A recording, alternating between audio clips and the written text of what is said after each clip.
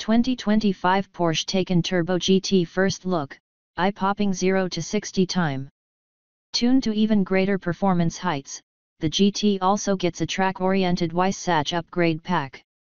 Last June, a Tesla Model S Plaid set a production electric vehicle record time around the German Nürburgring racetrack, which has become a benchmark in recent years for performance vehicles to test and post competitive times.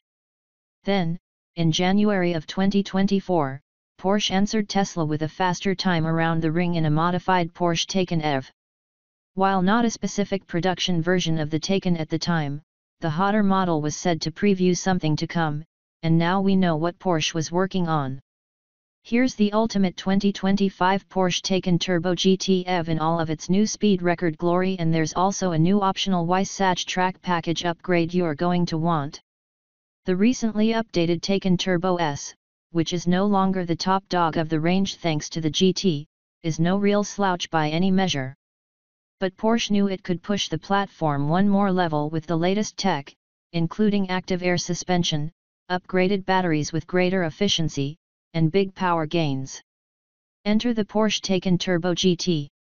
From the outside, the Taycan Turbo GT is differentiated by a new front splitter, unique aero blades on the sides of the nose, and new forged 21-inch wheel options, though most of the regular turbo wheel options also carry over, with a carbon winglet on the rear trunk of the Turbo GT that includes a gurney flap. Then there's the Taycan Turbo GT with the Weissach pack, which pushes things even further by deleting the driver's side charge port completely for weight savings.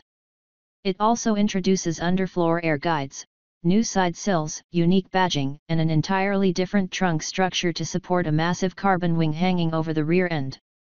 These changes on models equipped with the Weissach pack generate up to 175 pounds of downforce over the front axle and up to 310 pounds at the rear.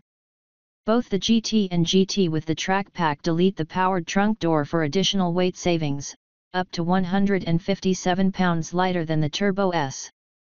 On the Weissach-equipped Taycans, the rear seats are completely removed for further weight savings, with weight totaling 5,038 pounds for the Turbo GT, and 4,884 pounds for the Weissach models. The available carbon bucket seats will not be offered in the US nor Canada, and you'll only be able to get the 18-way Sport Seat Plus setup, with Turbo GT embroidered. Inside the new Taycan, drivers are now able to activate what's called attack mode. There's still the traditional performance boost button from other Porsche models, and this new attack mode is more of a full recalibration of the car. Where existing boost systems are designed mostly for straight-line performance, the new mode will stiffen the suspension, lock differentials, and set the torque bias to the rear end, remaining activated under more dynamic driving.